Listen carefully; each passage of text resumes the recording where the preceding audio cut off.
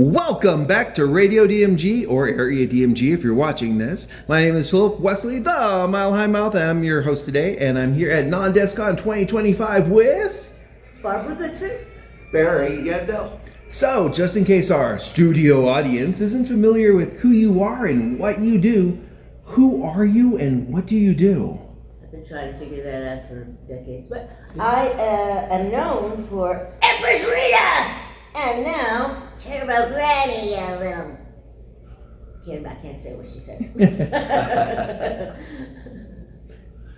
And I am known for, in the world of video games, Borderlands, DBZ Kakarot, and in the world of anime, mostly Mr. Tuban Clay from One Piece, the little demon from Soul Eater, the elegant Henry Henderson from Spy Family, and a number of others. So I'm very proud to represent and be here with Barbara and see what you want to find out about our exciting lives.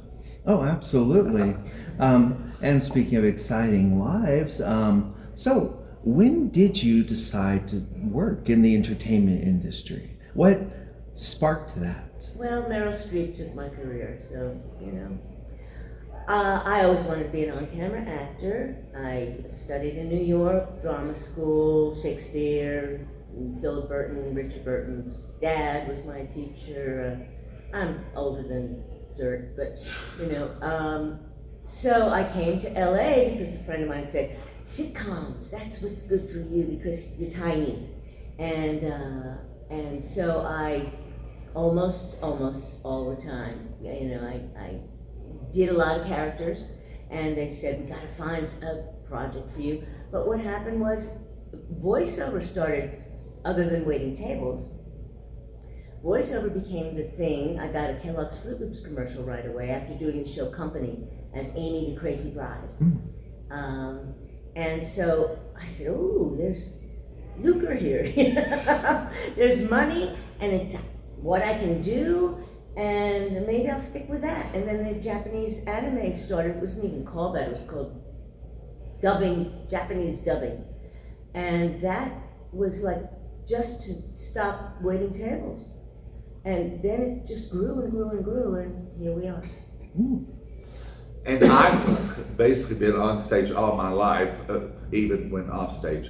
But in high school, a beautiful girl just said, have you ever thought about being in drama? I was like, what do? Sit around on stools and read poetry? She goes, well, sometimes, but... And I found a new place where I wasn't the strangest person in the room. Oh, yes. And it just kind of gave me a place to belong, and I started winning all these awards. It's like, I'm not sure why people like me, but they do. And that led to a degree in theater, stage work. Did a beautiful tour of South Pacific with Jodie Benson. Hi, Jodie, the Little Mermaid. And got my equity card with a show called Forever Plaid, a musical that I love and I will hold dear to my heart.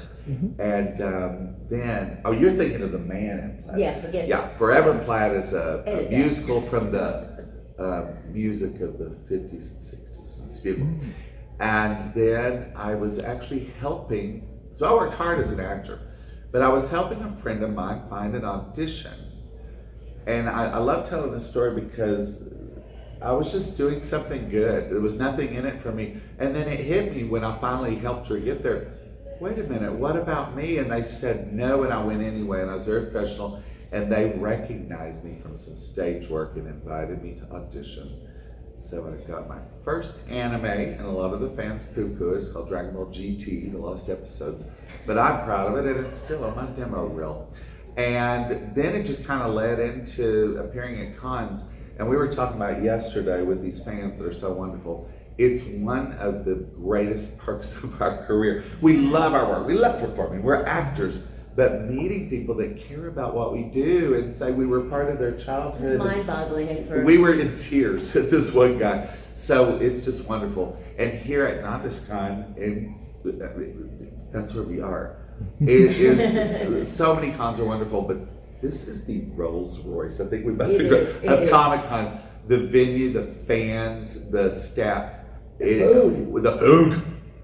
So we're basically in heaven. So we're happy to share whatever you want to know about us because we're very content and full Yes, we are. and with tears in our eyes. I had a question.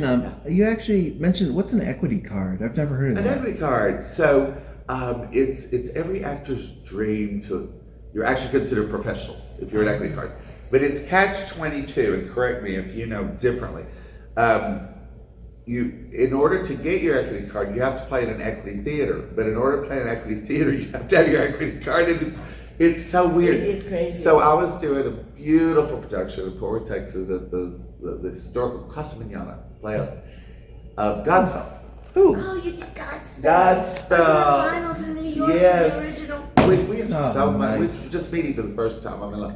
But anyway, and you can apply for your equity candidacy, start earning points. Well, I did, but then I got cast in Forever Plaid, and it ran for 3 years. We did it for 8 months, which is unheard of, even 8 months for a show to run. And I was just offered my equity card. So what that does too is it helps get you into some auditions rather than cattle calls. You know the big That's three. right. That's right. You So don't have to I can stand in audition line. on Broadway, and I can whatever. So there's lots of benefits. The one thing is I can't just like go do a community theater show, even if I want to do the show without permission from equity. Yeah, But that's a whole drawback. other story. But thank you for asking. I'm proud to be You a can't proud do member of non- Actors Once you're Equity. equity, you can't do non-equity. Yeah, so it's- that cuts down a lot of your It's work. one of those things. It is that catch-22. It's an Yeah. industry. As long as it's not like Fahrenheit 451, where they burn you after that. It's like, Well, not yet. not yet. Not yet. Not yet. They haven't burned you in effigy Not yet. Who knows with the way things are The going night on? is still I don't know what's young. going to happen. Yeah. So you mentioned company. That was like Yes. that stage play, like That was that crazy yeah. stage play, and I played Amy the Crazy Bride with the patter patter patter song. Not getting married today. We were Like talking about Steven Steven Sondheim stuff is amazing. That one. And the bass player was married to a woman who worked in Japanese anime, and he said, "You're really good with the fast and have you ever heard of dubbing Japanese into English?" I said, "No, this is before beeps. I'm telling you." Yeah. little This sync is a- points before the beep beep beep beep. Yeah. And it was just 3 seconds. Get it in 3 seconds. And I don't even think we did it at the time to the mouth flaps at first. I mean, this is a long time ago. But I also started doing this thing called, this soap opera in Mexico called Broken Doll about a woman who had a hunchback. And it was a way for people from Hispanic people to learn English by watching their soap operas that they grew up on Little telenovelas. Yes. Telenovelas. The stories. into English, and I was Marguerite, the woman who was the friend of the woman with the hunchback. And it was so low budget that the woman Marguerite, as the actress, hit her knee and went, "Ow, oh, ow!" And I had to dub that into English for the English version. And that started before the cartoon dubbing too. There was a couple of, flutters of the cartoon stuff, but that was the big job, was doing this telenovela. And I've done some live action Korean films where I'm the English voice. And in some of them, it's like, I got to be on a Godzilla film. I was so excited. My childhood came out. But they don't even really spend a lot of time to match the flap. Like the old Yeah. Godzilla where they're like, "How are you doing today?" You're like, But Violante is. Yeah. Well, and what she was saying was, it is so weird because when you're a young wannabe actor, your dreams, you think it's this whole world and you'll never break into it. And then when you get into it, just like you're talking about the bass player, it's such a small world. Everybody's Tiny. connected, networking, whatever. Yeah. Which can be great, but it can also be bad if, like, I try to be humble and easy to work with now, but I went through my little diva stage. If you get a reputation for being difficult to work with, good luck on ever Bye-bye. getting. So, but we are both charming and easy to work with, so we've been told. So there's no telling where our career is going to go. We might end up on a telenovela together where I'm the hunchback and I propose to you, and I hit my knee and ow! And I dub you. Oh, that knee thing. I was like, wait a second. Is that how you developed the voice for like Rita and some of those? For Rita. It's like it's just Rita. Well, that's another story. How Oh. Rita became that Rita voice. Do you want to hear it? Absolutely. Try to do it slow, fast. I mean, He can always edit it out. if it's We'll do it not- we'll do 3 seconds thing You here. may have heard of Saban Entertainment. Mhm. Well, I was in their stable of actors. You know, I started with the little boy voices mostly. And they said, Barbara, we got a witch voice for you to do for this thing called the Mighty Morphin Power Rangers, and we want you to do the Wicked Witch of the West voice. So I did, you know, make my monster grow, you know, or thank you, my pretty, you know. And they did a market research thing where they said, that's not really scary. So they fired me, Oh. because that's Saban. Yeah. And I said, wait a minute, that's how you directed me. I can do it scarier if you want. No, we're going to have general auditions. So I said, may I audition? And they said, sure. So I was so pissed off. I said, you want it scarier? And that's how it was born. And bada boom. And again, as far as It's a Small World, I don't know if I've shared with you, in a production of Wizard of Oz, I played Elmira Gulch and the Wicked Witch of the West. So we have such a tie together. Yes, Yeah, I did. really. To So pretty she's good your reviews. Rita. Pretty good reviews. And your little dog too. Yes. So it's nice like those experiences and stuff. And speaking of experiences, you mentioned it earlier, but how do you feel so far about like Nan Desu? I mean, I think this is your first time here, right? I No. think I did one in Denver when it was in Denver, when I was way younger. It's my third time here. Third time. But it hasn't been in a row. And actually, I kind of came to teach a little bit more this time than just appear as an actor. And I think that cons are smart. Listen, I would love to appear every year at every con. But for the fans, you know, to alternate actors, they want to meet new people. Yeah. But in this situation, I'm hoping that I can appear as an actor every year, but also offer my panels and stuff. So this is my third time, but I've never done it like 2 years in a row. So I'm just enjoying it while it lasts, and hope to come again with this lovely lady and just have a reunion once a year. How about that? That would be lovely. The reunion of the Wicked Witches of the West. So, but since both of you have theater experience and musical experience or so, was there any roles that you haven't gotten to play that you'd like to play? Like, what's your favorite? How long do you have? What about you? You only get to pick one. Well, when I was younger, I would have loved to play Anita, but now, you know, you can't be, you know, just white girl playing Anita in West Side Story. Oh gosh, the witch in Into the Woods? Yes, Into the Woods would have been nice. Oh, that's a good one. I was Sweeney Todd in a small production of it, and I would love to do that again. I think it's sometimes masterpiece, other than Company Cook. No, I am one of my favorites is Jesus Christ Superstar, but I'm past the age of any of the roles other than maybe Herod. And then I would love to be Javert in Les Mis, but I'm really probably only up for Thenardier. But yeah, there's so many dream roles, and musical Martha. theater is my love. Yeah, I would like to do Martha in 1770s. No, not the musical, the George and Martha. Oh, yes. Who's Afraid? Of Who's Afraid Virginia of Virginia Woolf. Woolf? Yeah, Ring. Yeah, that's a happy, Yeah. lighthearted show, isn't it? Oh yeah, it's one of those like. I like to do both. I like too. to do heavy, Me or too. very light, nutsy. Silly. I've always thought like the heavier ones, especially heavier stage plays, are they take an extreme skill. Like if you've seen like what is it? Come Back to Five and Dine. Jiminy, one of my Yeah. favorites, Yeah. and I got to meet Karen Black before she. That's I very worked with her touching. sister on Worked with her Broadway, not Broadway, off Broadway with Nathan Lane before he was Nathan Lane.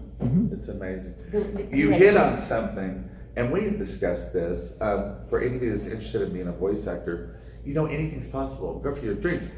But the best voice actors are trained for the stage because it's ultimately real acting. And we were talking about that we feel, and don't get depressed if you're not musical, but I think the very best voice actors understand singing pattern, music, rhythm, how to use your instrument. So if you're wanting to be a voice actor, go be in an audition for community theater. You're going to make no money, but you're going to make wonderful friends and have a memory that will last a lifetime. And it helps you.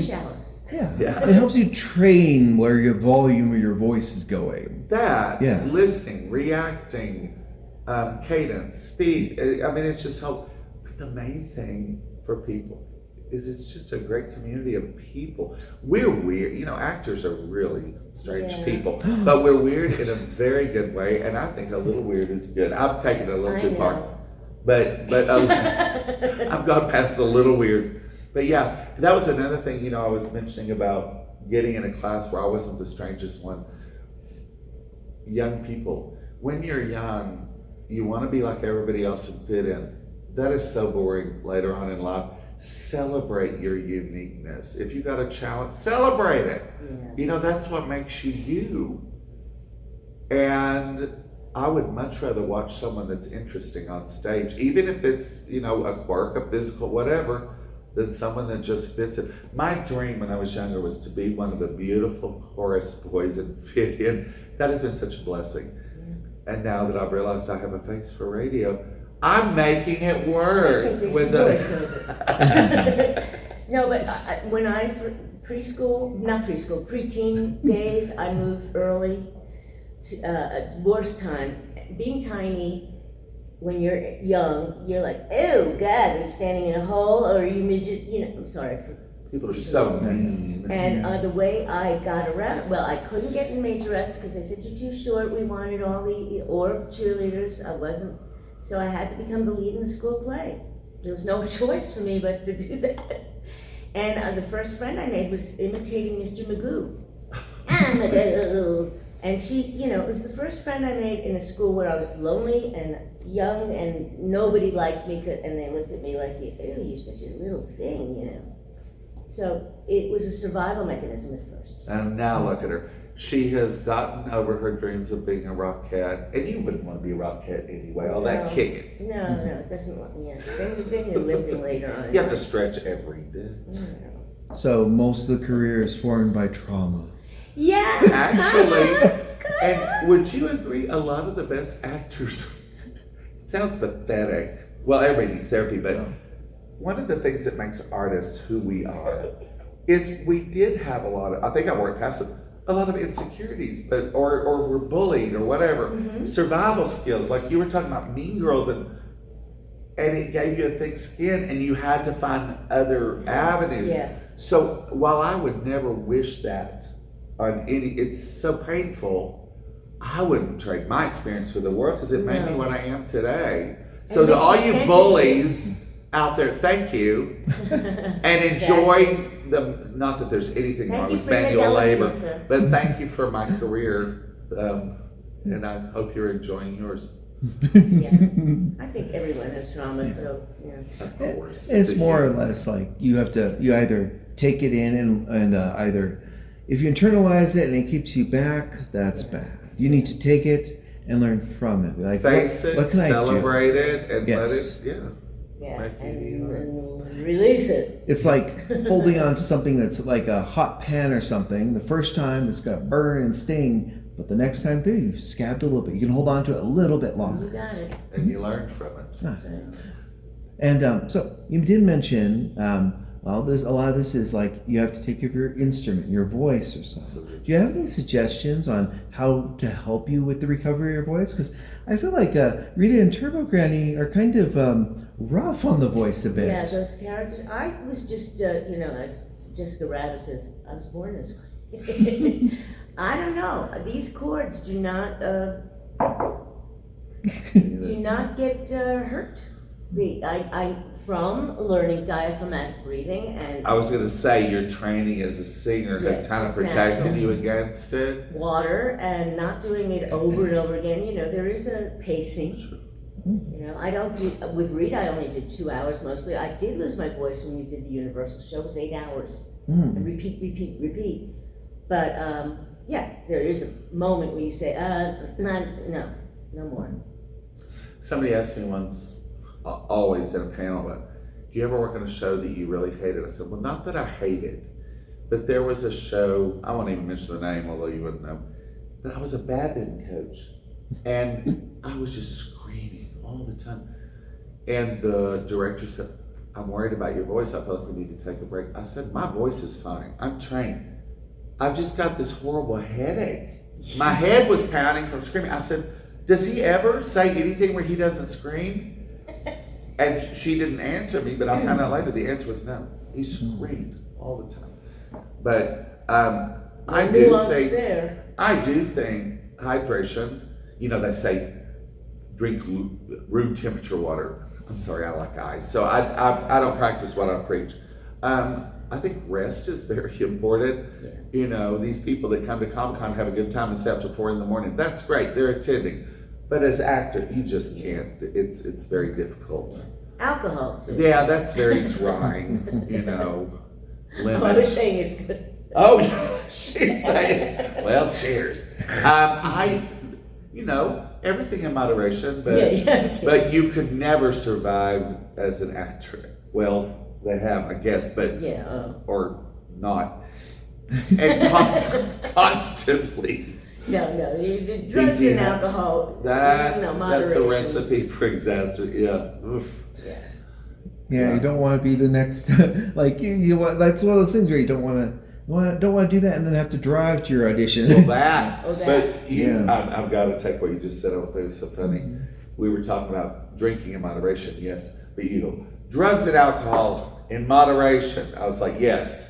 Barbara is very specific with how much crack cocaine she does before a shoot. Not on Tuesdays. But, unless you're playing Rita. And I would think it would help. So, this is a joke. Joke. Yes. Joking. Let you two know it's good. We're good. So outside of voice acting and acting conventions, what did you do for fun out of that? Outside of that, travel. Me too. We've just been to my husband. 41 years, my acupuncture doctor husband, which is so funny because I'm doing Sakamoto days as an acupuncturist who smokes. I mean, the world does funny things, you know. So y'all, I'm so bad, stuck together. You know what? That kind of humor, you need to put a pin in that. Yeah, really. Oh. You stop needling me. They lasted. We'll get to the point eventually. Okay. Y'all are worse than I am. Okay, anyway. We're just a sliver in that direction. So we just finally got to Florence and we went to Annecy, France, which is like being in a fairy tale near, it's called the Venice of the Alps. My sister lives in Hawaii, so that's cool. So yeah, you need travel if you're, you know, so that people don't know who you are, because the face nobody knows. It's great. Yeah. It kind of is. I used to, as a kid, dream of being recognized ever and fame and whatever. Then I got a taste of it with stage, and I was paranoid, insecurities. This beautiful couple were like looking over at me. I was eating dinner and kind of pointing, smiling, laughing, and I was like, do I have something on it? Am I taking too big of a... I was sitting down, I was looking to see if I was zipped up. It was a horrible feeling. And then they started walking toward me, and I said, Chris, who by the way, Chris Williamson, one of my favorite people I've ever shared the stage with because he's a brilliant actor. I said, they're coming this way. He goes, settle down, it's okay. And I was about to go over and be like, excuse me, not me, but can I get in on the joke? And this beautiful couple came over and said, excuse me. And I'm like, what? And they said, we just saw your show. It's our first date. You made it magical. I was wondering if I could give you the rose. I don't want to interrupt. And I was sitting there with my mouth open. But that long story is to say, like, I have no desire to be recognized. As a voice actor, we have the best of both worlds. Very few people, unless they're super fans, know who we are. Now at cons, different story. Yeah. But we have been blessed with a bit of anonymity. And we didn't know that. I was envious of people who got the on-camera Oh, yes. work. But the higher powers know more than I do about what fits my personality. It happened once again, similar. When my son was young, we were in Mexico on a family vacation, and he had told this couple and their kid that I was the voice of Rita, and I'm lying on the lounge chair, just reading a book or something, and they swim up to me, 3 people, like, "Are you the voice of Rita? Will you do the voice?" It's like, no, I want to do the voice. I want a vacation. Well, not only that, but if you're at a resort, if you do the voice of Rita, the entire resort's going to come running with medics. I don't know, that's another story. Anyway, You're like, no, "Oh, it's been a rest of gift of vacation." peace. Yeah, Yeah, it's been a the gift. best of both worlds. Yeah. So, going back to like those hobbies and things, what do you think you'd be doing if you weren't voice actors or in entertainment? Oh, I probably would be a speech and drama teacher. It would always have something to do with drama. Coach. Writing, maybe. But I never had the discipline to write. That's the thing. I know I've got the Terrible. skills. I'm working on Yeah. this one. And strange you should ask, because all of these years accompanying this fabulous career I've been gifted, in May of 2024, I retired as a speech and drama teacher. Oh, there you go. Yeah, I was in college. And I that was taught my major. middle school, Ooh. which it's a different animal, but if you're right for it, you're right for it. And I have some wonderful memories. Oh, that's nice. However, I don't miss it now because everything's changed and weird stuff. So I get my fill from doing panels at cons where people really care about what you're saying. They're hanging on your every word. You got them in the palm of your hand. So again, I've just been super blessed. But yeah, 26 years. And people do open up to us about their lives at the tables. Sure. So in a way, I feel a little bit like a A therapist. therapist? Yeah. You're like, It happens. The idea that I would Why be do you giving feel that advice Yeah, really. for someone's Yes. life is kind of scary, but we do. we do. We do We because do. if someone's hurting about their childhood or say, thank you, you helped me through stuff. Yes. By making me laugh through stuff.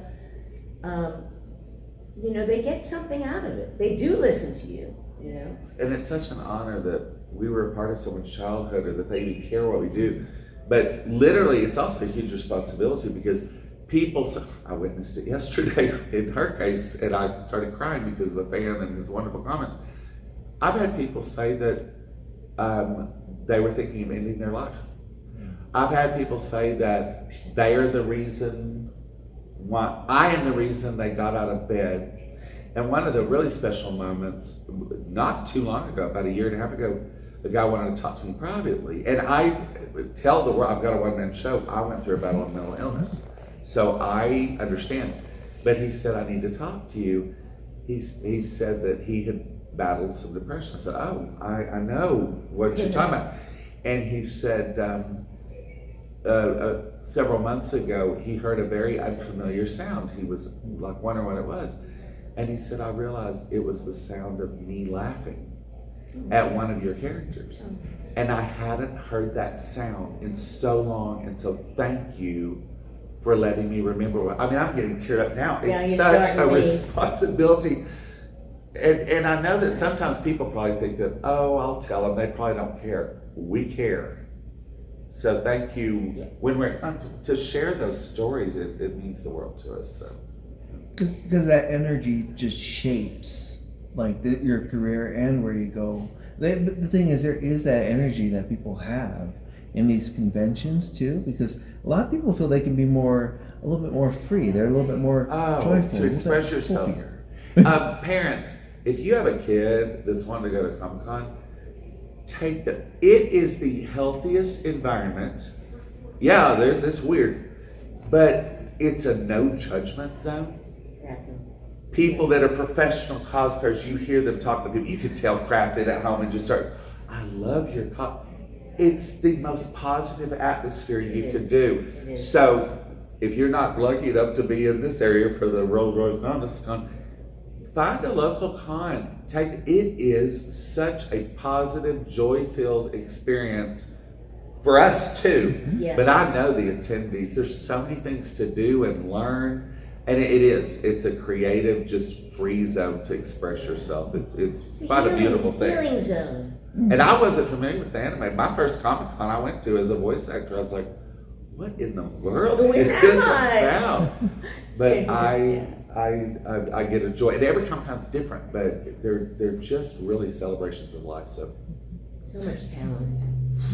There's that big positive energy from those. Now, I noticed this too, like since I've covered a lot of these before, there's a lot of people, they go to the convention, they're building up to that convention, and then there's that really wonderful high, that giant dopamine hit there, that's like so good. And then when they get outside of the convention, they go to school or work and stuff, they just kind of, they lose that joy.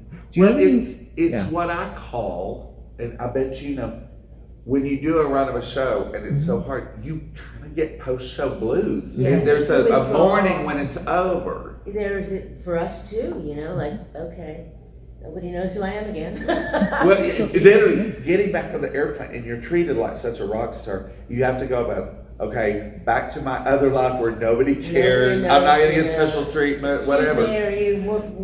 You brought a comment. One of the things that's so beautiful about Comic-Cons too, you meet people in cosplay, good and well that in real life, they're the people at the gathering or at school that sit in the corner and do that.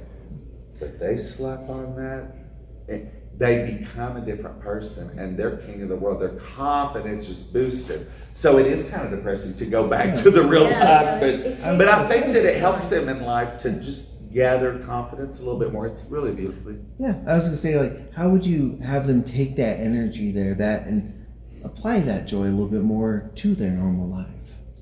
Well, if they're getting ready for the next con, they have that to look forward to, is preparing for the next one, talking to the people they've met, keeping connections with those people, the pictures, looking at your pictures, and just journaling, maybe.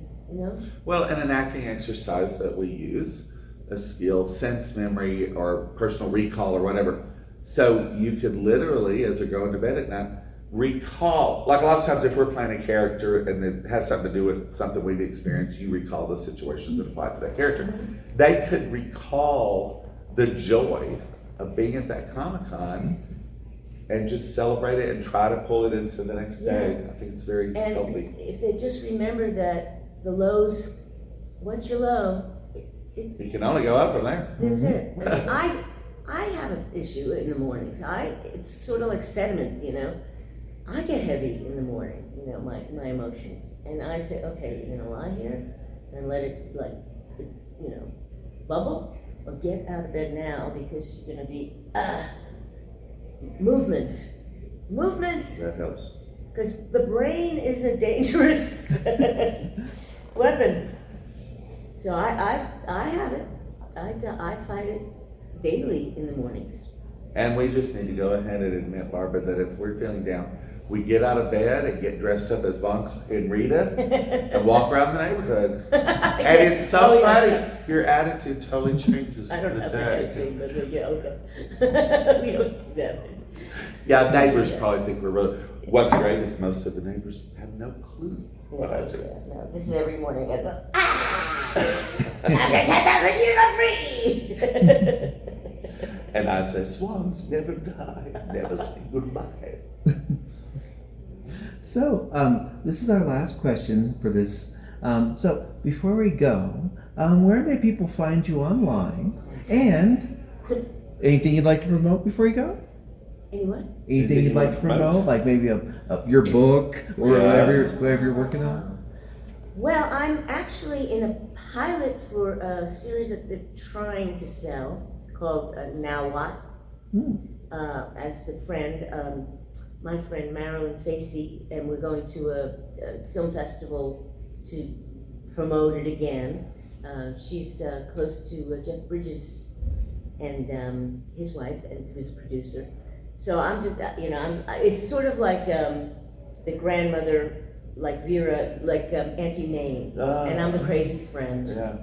And her granddaughter is living with her. So the grandmother's the crazy, flamboyant one, and the granddaughter's very straight. Yeah.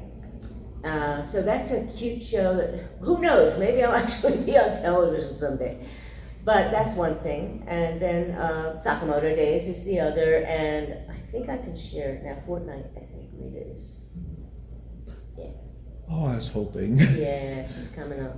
All right. But I'm terrible with Instagram and Twitter and That's okay. Facebook. I'm sorry. I'm old. Leave me alone. Well, my Insta is just Barry Yandell, and I always try to respond with just an emoji. Follow me. I'm very excited to say that just a few days ago, I launched my beautiful, beautiful website, barryandell.com. There's a store. I do pictures of cons and videos. On that, I'm doing a promo for a movie I've got coming. I'm such a small part. But check it out in October, at least on Netflix, depending on it in theaters. Actually, the producer, writer, star of the show, you know, is Oolong the Pig from Dragon Ball Z, Brian Massey. It's called The Texorcist. And in Exorcist, you know, the power of Christ compels you. Well, the tagline for this is, the power of Christ will compel y'all. And I'm a priest, and no spoilers. I do have a book that hopefully will be out this time next year called The Actors Launch, regarding standing out in the voice acting audition. Several cons coming up, and I think that's it. But my main thing I'm excited now is the website, barryandell.com. Yeah. Visit me. And I'm going to say that a lot of times, we were just talking about this, I hardly ever appear. She's on the West Coast. I hardly ever appear on the West Coast, and fans of mine are like, "You're appearing in the South. Why don't you appear?" We don't just show up. We have to be invited. So invite us. Request us at cons. But it can't just be you and a friend. It's got to be you and your 72 of your closest friends to make an impact. Now that my parents are gone, I will appear on Christmas Day because I get such a charge out of it. And I don't know if you'll say that, but she gets a charge out of it too. So request us. We would love to come to your local con, whether it's large or small. You can find how to do it on my website. But my booking agent is Wendy Powell, who you know as Envy on Full Metal Alchemist, or Miss Merry Christmas. And she can book us both. It's powelltalent.com, Powell talent.com. We would love to meet you. And we'd especially love to meet you because I've fallen in love with this wonderful person I just met. Together, book us together. We're a package deal. Yeah. We'll scream and be wicked witchy to you.